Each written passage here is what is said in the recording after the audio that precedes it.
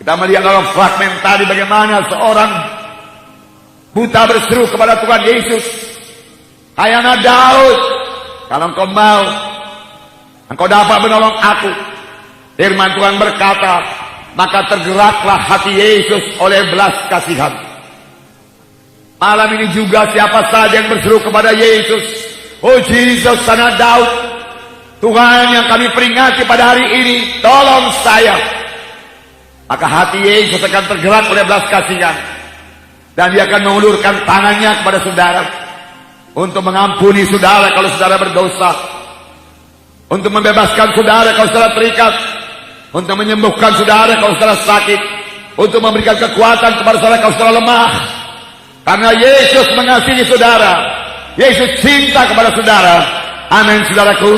Itulah dia berita Natal, berita-berita tentang Yesus, berita tentang apa yang diperbuat Tuhan Yesus, dan apa yang diperbuat Tuhan Yesus masih berlangsung sampai pada saat ini dan seterusnya. Karena Tuhan Yesus tidak berubah. Saudara, kita kasih dalam nama Yesus. Saya ulangi apa yang dikatakan dalam fragmen tadi. Tuhan Yesus sudah hadir pada tempat ini. Yesus ada di sini. Dan firman Tuhan berkata, di mana ada Roh Kudus, di situ ada kebebasan. Di mana ada Tuhan Yesus, di situ ada kebebasan. Dan firman Tuhan juga berkata, kamu akan mengenal kebenaran, dan kebenaran itu akan membebaskan kamu. Siapakah kebenaran? Tidak lain daripada Tuhan Yesus. Jadi kamu akan mengenal Tuhan Yesus, dan Tuhan Yesus akan membebaskan kamu. Membebaskan dari dosa, membebaskan dari akibat dosa, membebaskan daripada kutuk dosa. Apakah kebenaran? Kalau ditanya apakah kebenaran, jawabannya yaitu firman Tuhan. Firman Tuhan adalah kebenaran, dan kamu akan mengenal kebenaran, dan kebenaran itu akan membebaskan kamu. Sepanjang saudara mengenal firman Tuhan dan mengisi hati saudara dengan firman Tuhan, maka saudara akan mengalami kebebasan. Karena kebenaran firman Tuhan itu membebaskan saudara, membebaskan saudara daripada kuasa-kuasa kegelapan. Setan sangat takut kepada firman Tuhan. Setiap anak Tuhan yang mengetahui firman Tuhan dapat berkata kepada setan, ada tersurat, dan setan akan lari daripadanya. Sama sebagaimana Tuhan mengalahkan setan. Setan mencobai dia. Senjata apakah yang dipakai oleh Tuhan Yesus? Tuhan Yesus berkata, ada tersurat, jangan cobai Allah Tuhanmu. Ada tersurat, bukannya dari roti saja manusia bisa hidup. Ada tersurat, engkau harus menyembah Allah Tuhanmu saja. Dan setan meninggalkan Tuhan Yesus. Setan kalah. Setan tidak sanggup terhadap firman Tuhan. Setan juga tidak sanggup, tidak bisa melawan kuasa di dalam nama Yesus. Amin, saudara. Dan kuasa dalam nama Yesus telah dikaruniakan Tuhan kepada saudara sekalian, untuk saudara pakai, untuk saudara praktekkan, melawan musuh kita, yaitu setan. Setan itu musuh kita. Dia bukan teman kita. Dia musuh kita. Dia mau mencelakakan kita. Dia musuh kita. Dia mau membunuh kita. Dia musuh kita. Dia menggoda kita untuk jatuh pada dosa. Dia musuh kita. Dia mau membawa kita kepada neraka. Dia musuh kita. Dia mau menghalangi kita untuk melayani Tuhan. Oleh sebab itu, lawanlah iblis, maka iblis akan lari daripadamu. Amin. Jangan mau menyerah kepada godaan setan. Puji Tuhan, saudaraku. Malam ini kita memperingati hari kelahiran Tuhan Yesus. Apa yang dikatakan oleh firman Tuhan dalam Yohanes 3:16. Karena demikian Allah mengasihi isi dunia ini, sehingga dikaruniakannya anaknya yang tunggal itu, supaya barang siapa yang percaya kepadanya tidak binasa, tetapi beroleh hidup yang kekal. Tidak binasa, tapi beroleh hidup yang kekal. Di 1:3 ada kebinasaan. Kebinasaan bukan berarti lenyap. Tidak ada kehidupan lagi. Tidak, saudaraku. Manusia ini tidak ada yang lenyap. Kalaupun dia dikatakan meninggal dunia, kehidupannya berlangsung terus. Hanya tempatnya di mana? Di manakah orang mati itu? Alkitab mengatakan ada dua tempat. Tempat senang dan tempat sengsara. Dua-dua selama-lamanya. Kalau memang sorga, ya sorga selama-lamanya. Kalau memang neraka, neraka selama-lamanya. Tidak akan berpindah dari neraka ke sorga walaupun didoakan dari dunia ini. Oleh sebab itu sekarang inilah waktunya memilih. Amin saudara. Tidak binasa, melainkan beroleh hidup yang kekal. Tuhan suka kalau anak-anaknya beroleh hidup yang kekal. Tidaklah Tuhan gemar seorang pun binasa, tetapi Tuhan mau supaya sekalian sampai kepada pertobatan, sampai kepada keselamatan. Itulah yang dikehendaki oleh Tuhan. Jangan seorang pun masuk dalam neraka yang kekal, tapi semua masuk ke sorga yang kekal. Malam ini, saudaraku, malam kebebasan. Malam ini malam keselamatan. Malam ini malam Yesus lahir di dalam hati saudara, sehingga saudara pulang bersama-sama dengan Yesus, bebas dari dosa dan kutuk dosa. Itulah dia kehendak Tuhan pada saudara pada malam ini. Setan akan sangat senang kalau kita hanya memperingati Natal secara tradisi gereja saja. Salam-salaman, selamat hari Natal, dengan segala kue, minuman-minuman, pohon terang, dekorasi yang baik. Tetapi setelah selesai kebaktian Natal, dosa masih di dalam. Dosa belum bebas. Pekerjaan setan masih berlangsung. Itu yang disukai oleh setan. Setan tidak peduli berapa kali pun kamu kebaktian Natal, silakan saja, dia katakan, asal jangan bebas dari dosa. Tapi Tuhan menghendaki kita bebas pada malam ini. Yesus cinta kepada saudara. Bukan kebetulan saudara hadir pada tempat ini. Saya tidak mengenal saudara, tapi Tuhan sudah mengenal saudara. Tuhan mau membebaskan saudara. Kalau memang sampai malam ini saudara belum bebas dari dosa, Tuhan mau menyembuhkan saudara. Kalau memang sampai malam ini saudara belum sembuh daripada penyakit, Tuhan mau membebaskan saudara daripada kebiasaan-kebiasaan yang tidak baik, kebiasaan-kebiasaan yang jelek. Dalam Yesus ada kebebasan. Kenallah kebenaran, dengarkan firman Tuhan ini, maka hidup saudara tidak akan sama lagi. Kejadian baru akan jadi pada saudara. Amin. Untuk itulah Yesus datang, dan kita menjadi kejadian yang baru. Perkara lama lenyap, perkara baru timbul. Barang siapa yang ada dalam Yesus, ialah kejadian yang baru. Perkara lama lenyap, perkara baru timbul. Perkara lama lenyap, perkara baru timbul. Sudahkah hal ini pernah kejadian dalam hidup saudara? Yang lama lenyap, yang baru timbul. Perubahan ajaib terjadilah padaku, seperti dikatakan nyanyian kita. Sudahkah saudara mengalami perubahan ajaib pada suatu waktu di dalam hidup saudara? Sudahkah saudara mengalaminya? Kristen bukanlah sekedar catat nama di gereja, kemudian sekedar mengikuti upacara gereja, tidak. Tapi menjadi orang Kristen yang sejati, mengalami perubahan yang ajaib dalam hidupnya. Amin. Ini terjadi pada waktu dia lahir baru, pada waktu dia bertobat dan menerima Yesus sebagai Tuhan dan Juru Selamat pribadinya. Lalu Yesus masuk dalam hatinya, lalu perubahan ajaib terjadi. Dia mulai jatuh cinta pada Tuhan Yesus, cinta kepada jiwa-jiwa yang terhilang, mulai menyaksikan Yesus, mulai suka kebaktian, suka menyanyi, nyanyian tidak berhenti-henti dari dia, bisa berdoa, dan kalau dia berdoa dia bersekutu dengan Tuhan, dan dia mulai meninggalkan dosa, dan kalau dia berdosa dia sangat berduka cita. Sudah kali itu jadi kepada saudara? Sudah pernahkah saudara mengalami hal yang seperti itu? Kejadian baru. Maukah saudara mengalaminya? Maukah saudara mengalaminya?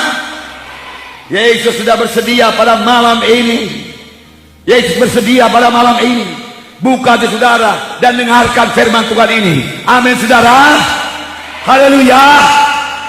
Puji Tuhan, puji Tuhan.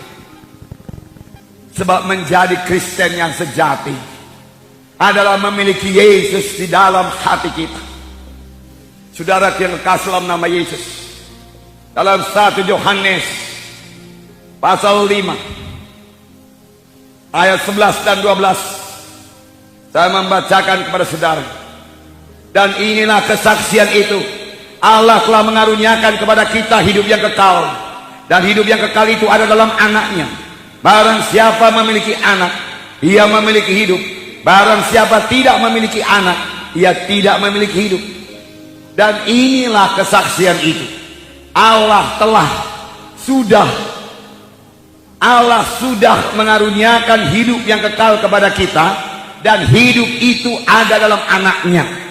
Anaknya ditulis dengan huruf besar.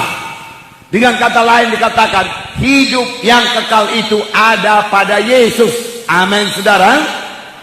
Tidak ada di tempat lain, hanya ada pada Yesus.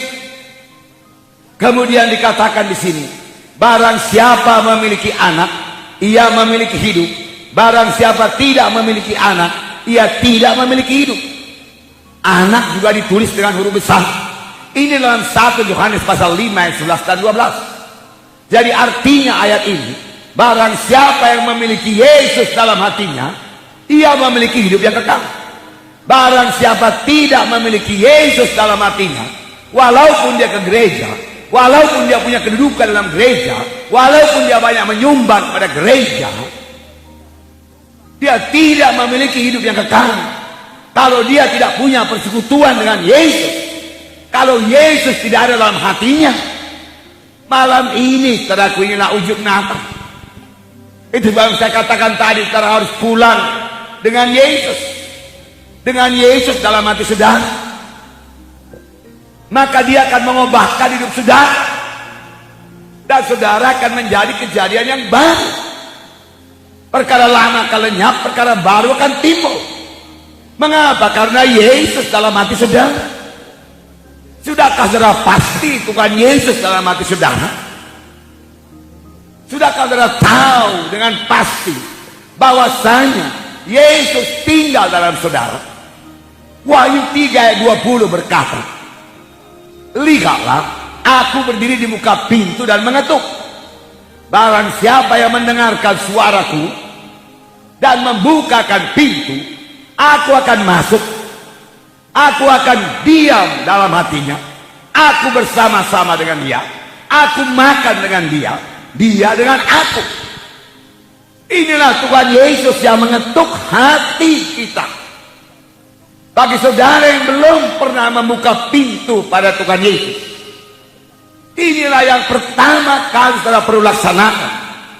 Terlebih pada hari Natal ini, yaitu memberikan Yesus masuk ke dalam hati saudara dan tinggal dalam saudara. Dan seterusnya saudara berjalan serta Yesus, bersekutu dengan Yesus, berkata-kata dengan Yesus, dan menerima pimpinan dari Tuhan Yesus. Untuk itulah Yesus datang ke dunia ini. Untuk itulah Yesus disalib, supaya saudara bisa bersekutu dengan Yesus, supaya dia bisa lahir dalam hati saudara. Amin. Berilah tempat bagi Yesus, saudara.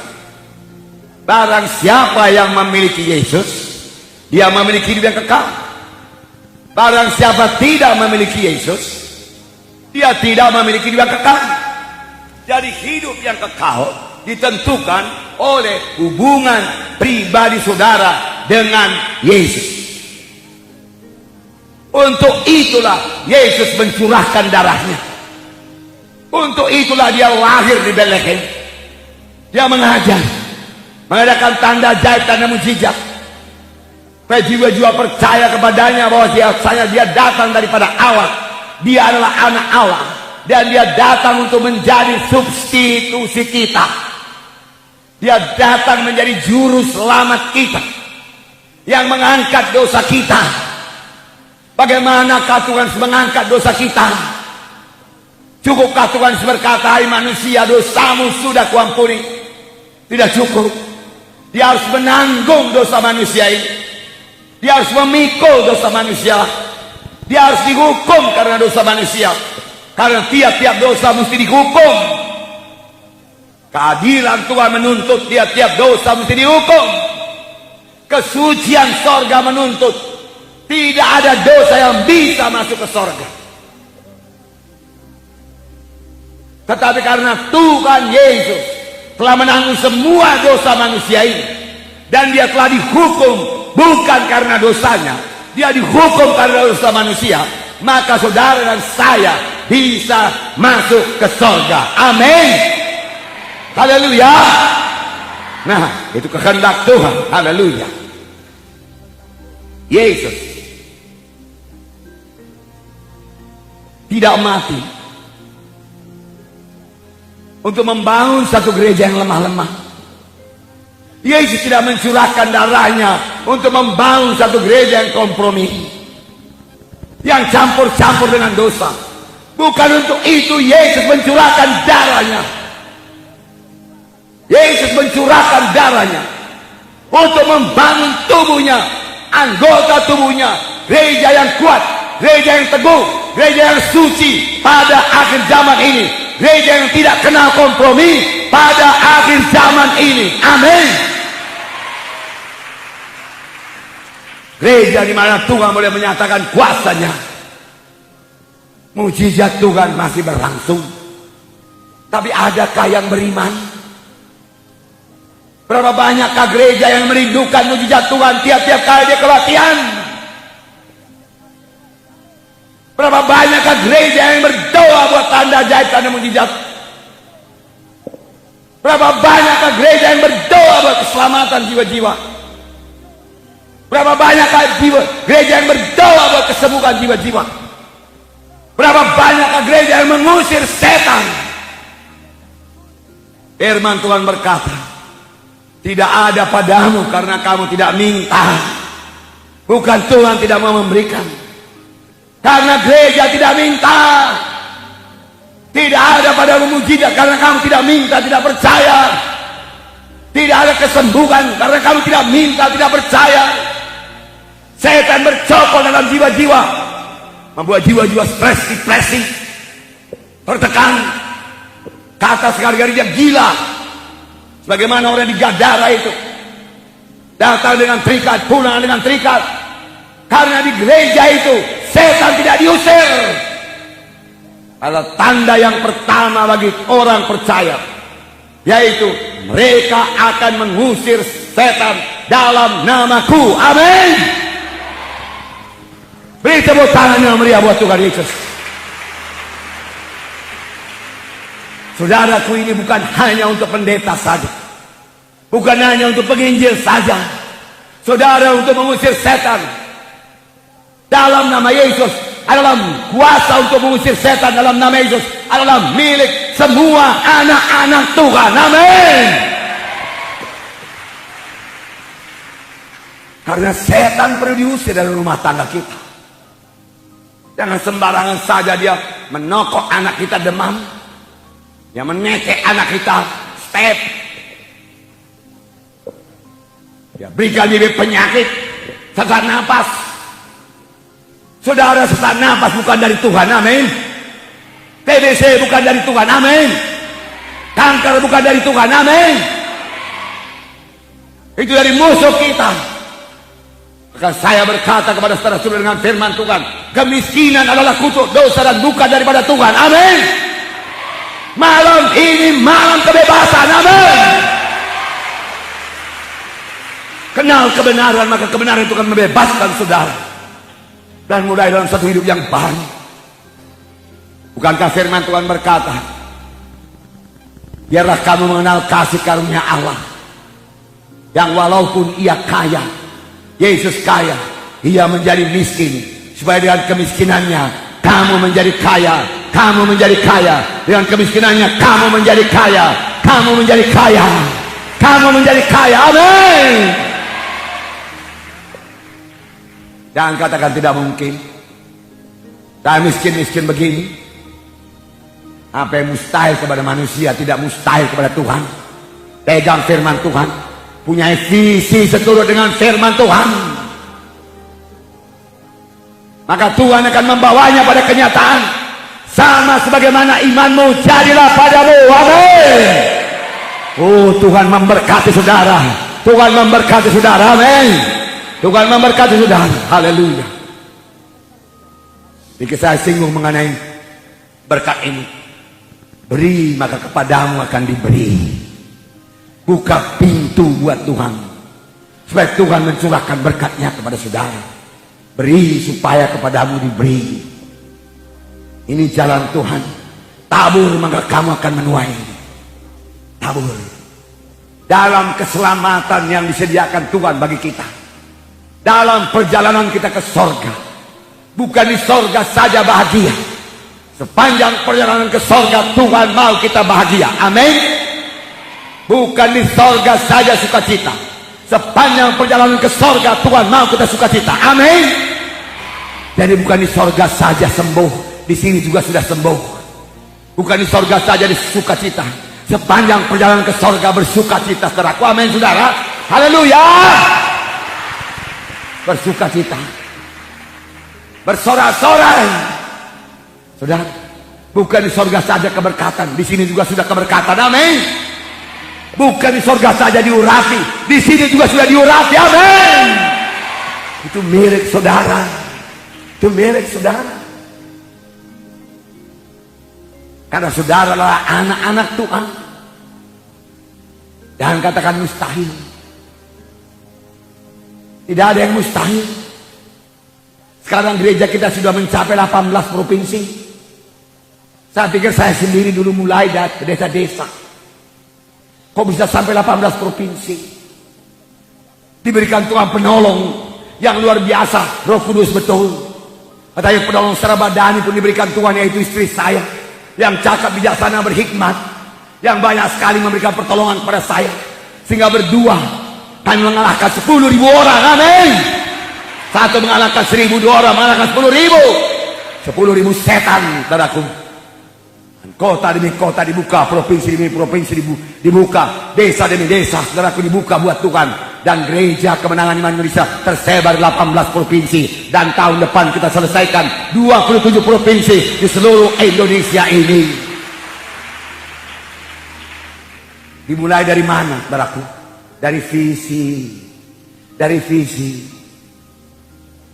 Iman. Dari iman.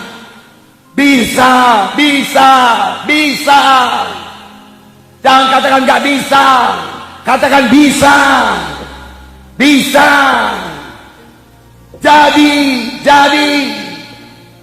Tuhan menghargakan iman kita. Sama sebagaimana imanmu jadi padamu. Amin. Saudara, jangan katakan saya tidak bisa diberkati Tuhan. Nasib saya akan begini-begini saja. Saya tidak bisa sembuh lagi. Jangan katakan demikian. Aku sembuh dalam nama Yesus. Penyakit itu tidak berkuasa atasku dalam nama Yesus. Tinggalkan diriku dalam nama Yesus. Aku tidak mau terima engkau. Keluar dalam nama Yesus. Amin, saudara. Aku sehat dalam nama Yesus. Aku kuat dalam nama Yesus. Aku mau memakai kekuatan untuk Tuhan dalam nama Yesus. Roh Kudus menghidupkan tubuh-tubuh yang fana. Amin.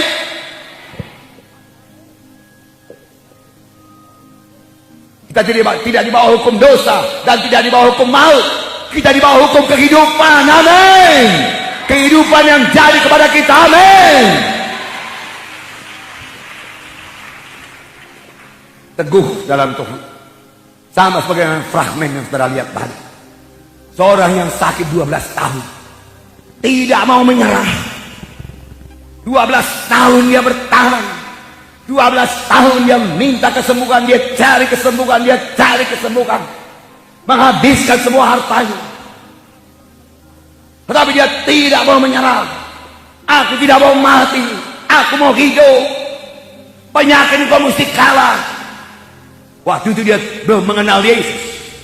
Karena apakah jawaban kepadanya? Ketika dia bertemu dengan Yesus, hidupnya berubah. Ketika dia bertemu dengan Yesus, dia sembuh. Ketika dia bertemu dengan Yesus, dia diselamatkan Tuhan, disembuhkan Tuhan. Dia datang dengan iman. Setelah dia mendengar berita-berita tentang Tuhan Yesus, kalau ku jamah saja jubahnya, aku akan sembuh.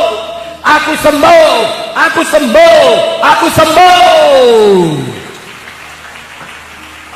Berapa banyak orang sakit berkata demikian pada malam ini. Aku pasti sembuh. Aku pasti sembuh. Malam ini malam Natal. Yesus ada di sini. Ini malam kesembuhanku. Aku sembuh. Aku sembuh.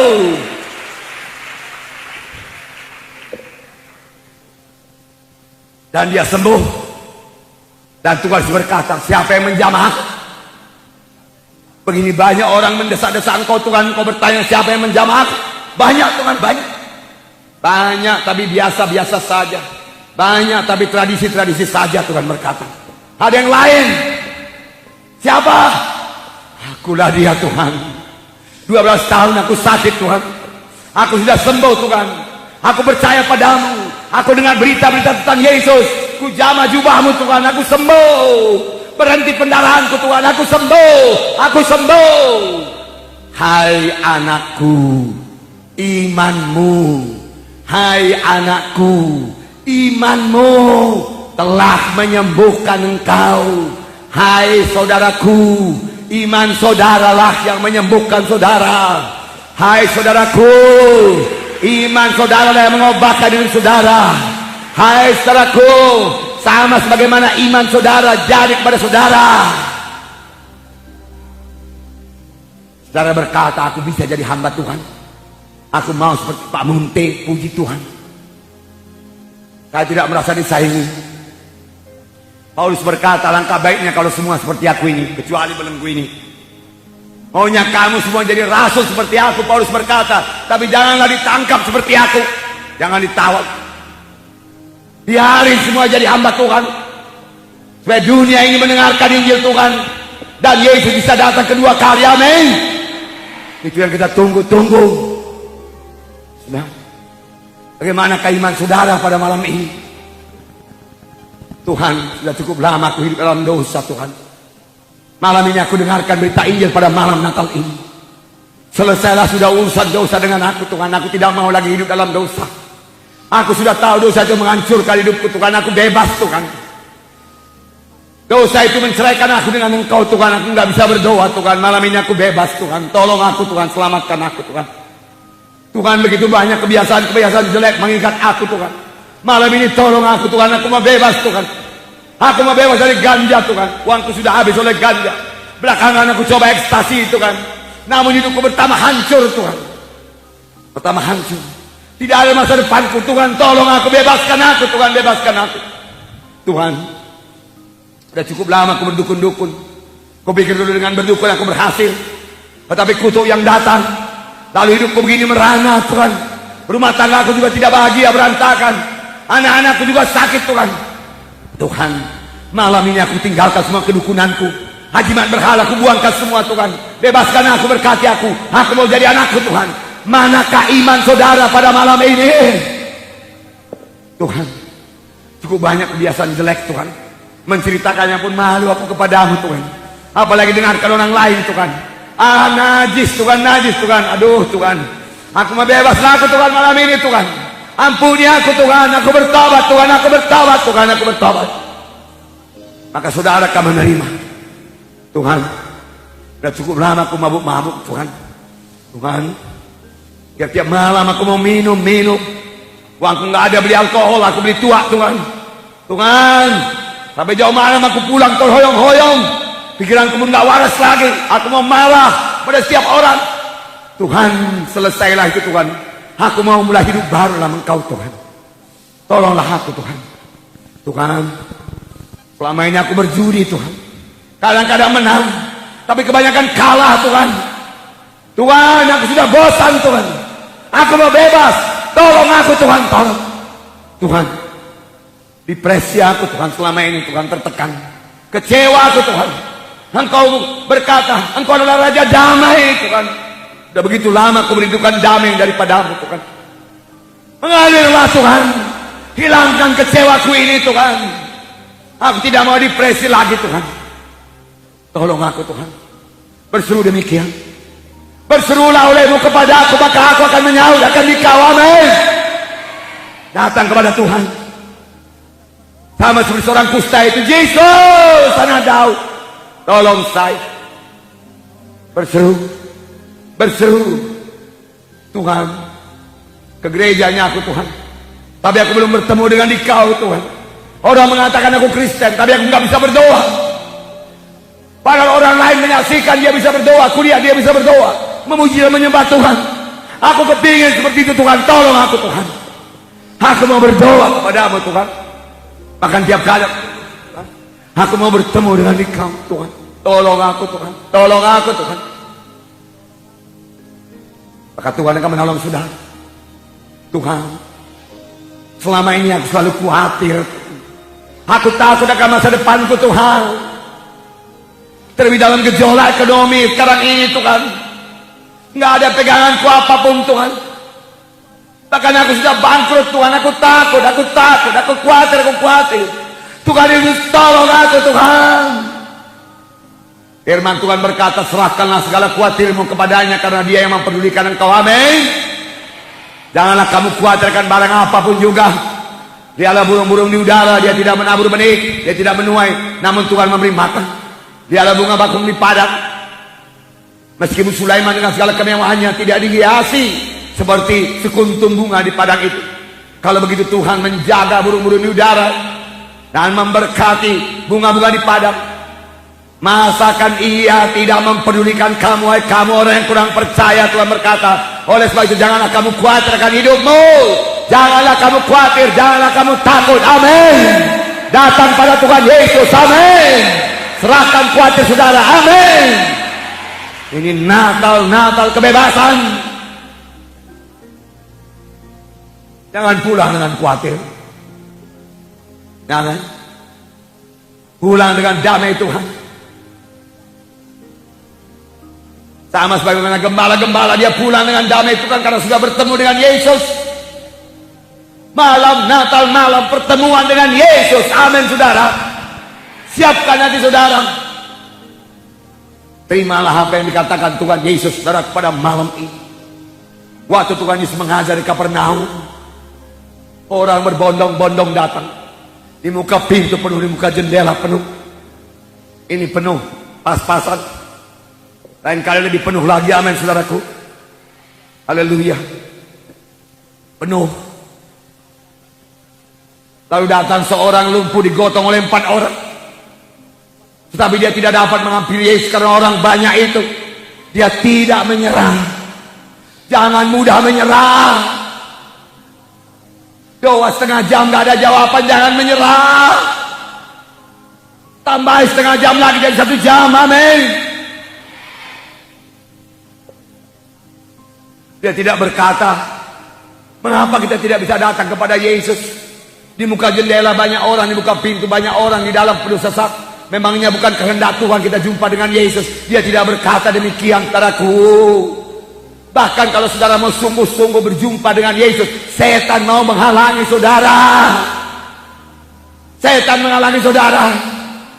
Tidak ada waktu, tetapi saya mau ceritakan isinya kepada saudara. Waktu saya mau menyerahkan seluruh hidup saya kepada Tuhan, datang gangguan yang mengajak saya kembali ke dunia. Tawaran yang menggiurkan hati, yang dilihat pun tidak dosa, tetapi itu menyebabkan saya kurang melayani, kurang berdoa. Tetapi Roh Kudus memimpinkan saya sehingga dengan tegas saya tolak itu. Dan saya menyerahkan diri kepada Tuhan segenap hati saya. Walaupun dengan begitu saya tidak dapat gaji apa-apa, karena saya tawari pekerjaan dengan gaji yang lumayan, yang sangat saya butuhkan pada waktu itu. Begitulah setan menghalangi. Jangan menyerah, maju terus. Roh Kudus luar biasa, amin. Roh Kudus lebih besar daripada segala roh dalam dunia ini, amin. Oh, terima kasih Roh Kudus yang memberikan kita kemenangan, yang memimpinkan kita. Itu. Apakah kata Tuhan? Hai anakku, dosamu sudah diampuni. Hai anakku, dosamu sudah diampuni. Hai anakku, dosamu sudah diampuni. Sudahkah pernah Tuhan Yesus berkata demikian kepada saudara? Hai anakku, dosamu sudah diampuni. Hai anakku, dosamu sudah diampuni.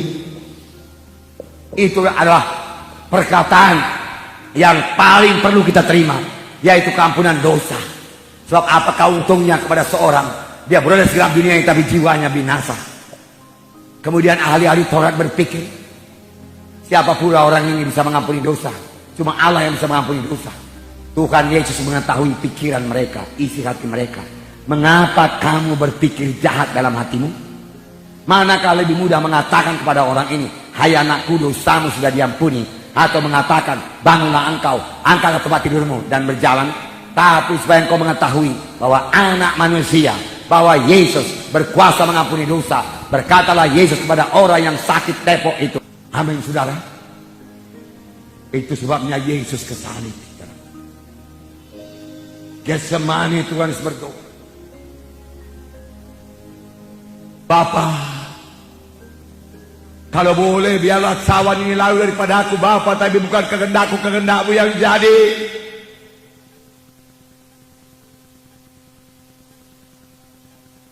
Tidak ada jalan lain, anakku. Kalau engkau mau manusia selamat, engkau harus meminum, mengangkat dosa manusia. Yesus berdoa buat kedua kalinya, Bapa, kalau ada jalan yang lain, biarlah aku tidak meminum cawan ini, Bapa. Bapa berkata tidak ada jalan lain. Akhirnya kali yang ketiga Tuhan Yesus berdoa, Bapa, kalau memang tidak ada jalan yang lain, kehendakmu jadi, Bapa. Dia ambil cawan minuman, dia minum sampai tetes yang terakhir. Yesus menanggung dosa manusia, rela menanggung dosa manusia.